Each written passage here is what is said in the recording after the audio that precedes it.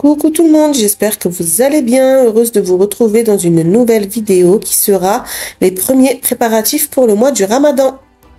Plus que quelques jours avant l'arrivée du mois béni du Ramadan.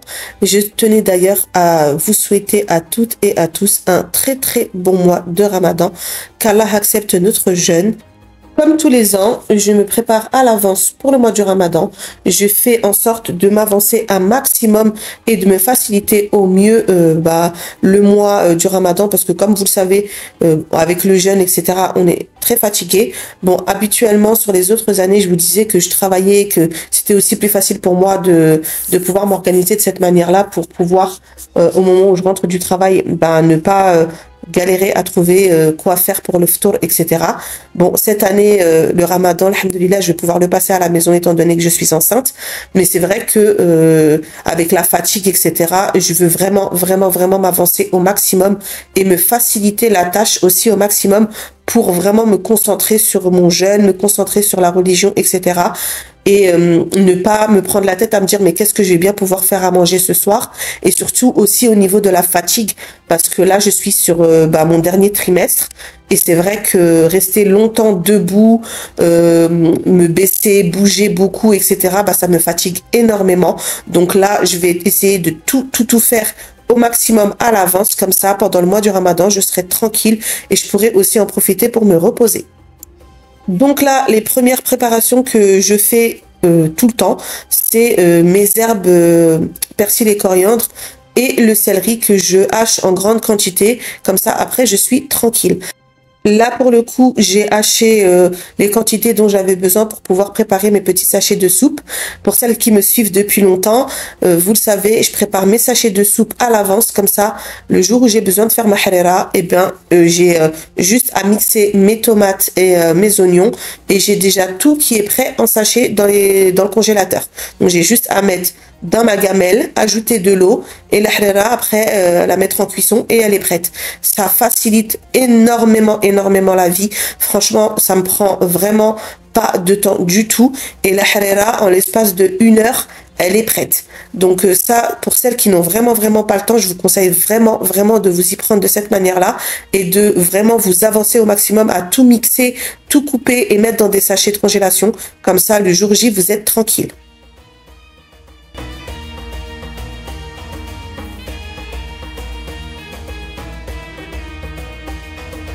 Comme d'habitude, mon petit commis de cuisine qui m'accompagne à chaque fois que je suis en cuisine, qui vient me donner un petit coup de main. Surtout là, avec la grossesse, il est vraiment au petit soin avec moi.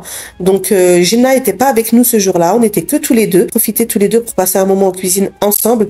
Et il m'a aidé dans toutes les préparations, etc. à mixer, à laver, etc. Et il prend plaisir à le faire. Mais vraiment, il voit ça comme une activité ludique et pas du tout comme une corvée. Donc, j'en profite tant qu'il le voit toujours comme une activité ludique parce que je pense que dans quelques années, quand je vais lui demander de m'aider en cuisine ou de faire des choses en lien avec la cuisine, il sera pas forcément OP pour le faire. Donc là, j'en profite tant qu'il est encore petit pour vraiment l'initier, etc. en cuisine.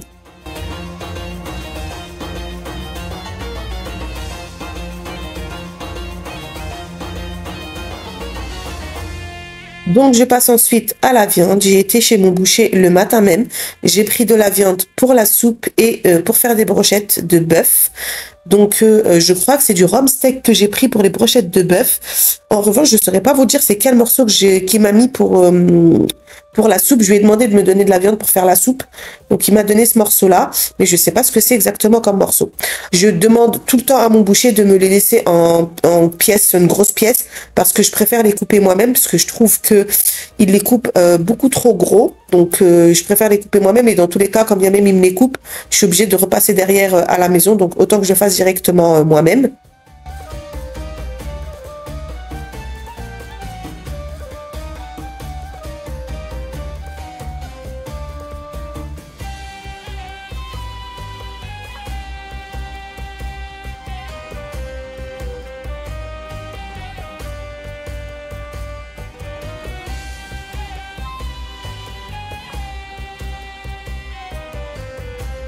Donc voilà, ensuite je passe au montage de mes sachets pour la harira.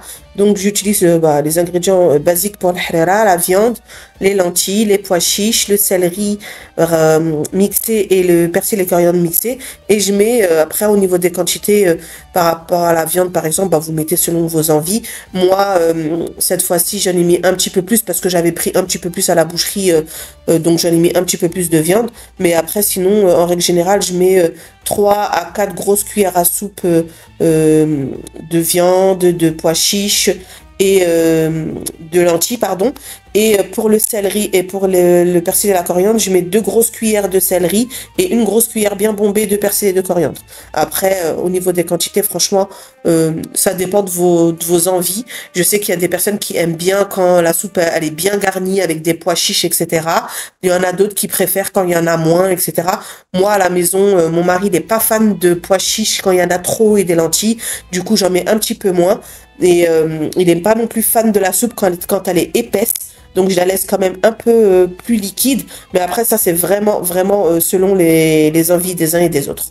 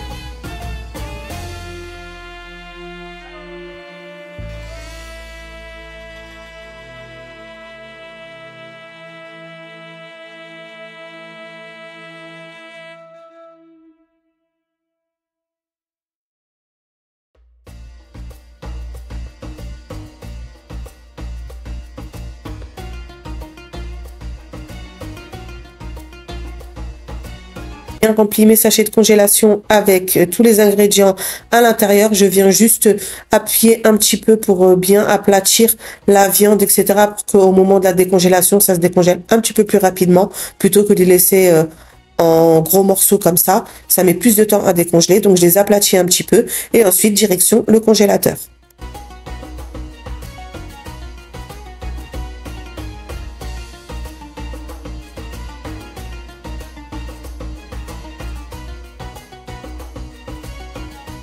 Je passe ensuite aux brochettes de bœuf. Donc là, je vais couper ma viande en deux pour faire deux marinades différentes. Donc je vais faire une première marinade avec une sauce un peu miel moutarde, un peu sucré salé. La deuxième, ce sera une marinade hyper classique, hyper basique, pardon, avec juste les épices curcuma, paprika, etc.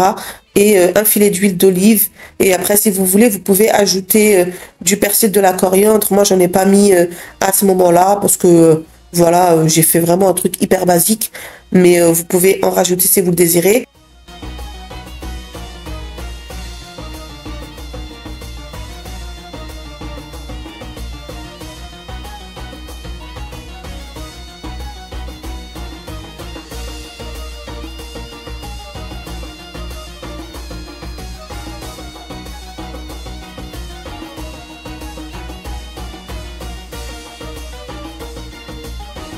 Donc, j'ai séparé la viande dans deux bols différents.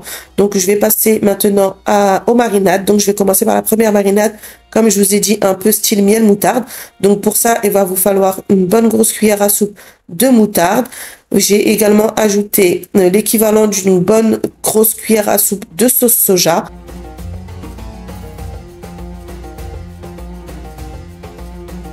J'ajoute ensuite, pareil, l'équivalent d'une bonne grosse cuillère à soupe de miel. Je mets un bon filet d'huile d'olive et ensuite je vais pouvoir juste ajouter du sel et du poivre.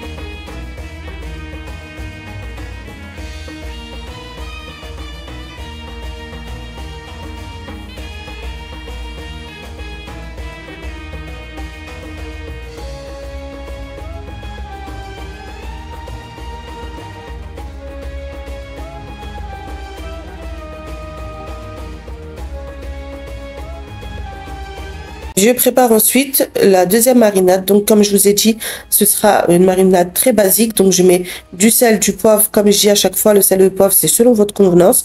Ensuite, j'ajoute un petit peu de curcuma, un peu de gingembre moulu, du paprika moulu et du cumin. Je vais ensuite, pour pouvoir bien mélanger tout ça, ajouter un bon filet d'huile d'olive. Je vais bien mélanger ma viande, pardon, pour que tous les morceaux de viande soient bien imprégnés de la marinade. Et ensuite, je vais pouvoir mettre mes 2 petits bols au frais pour qu'ils puissent se reposer un petit peu, histoire que la marinade, pardon, elle s'imprègne bien, pardon, de la viande.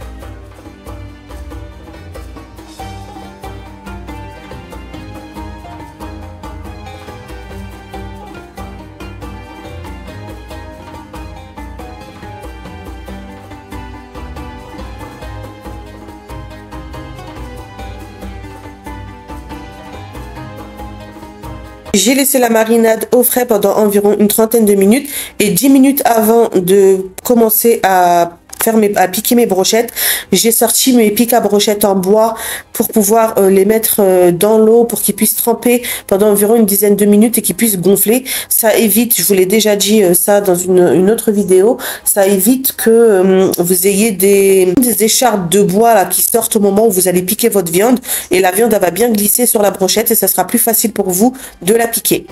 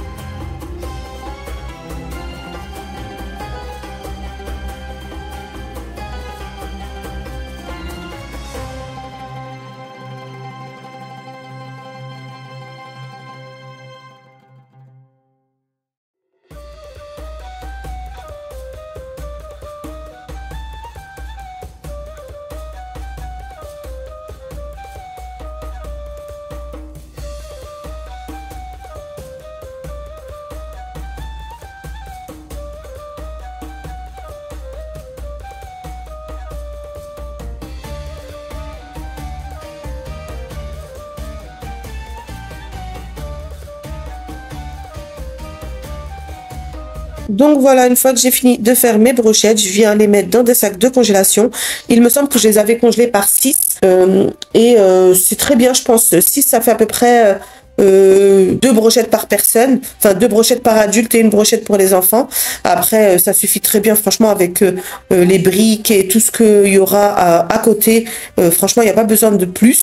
Donc, je mets tout ça dans les sacs de congélation et direction le congélateur.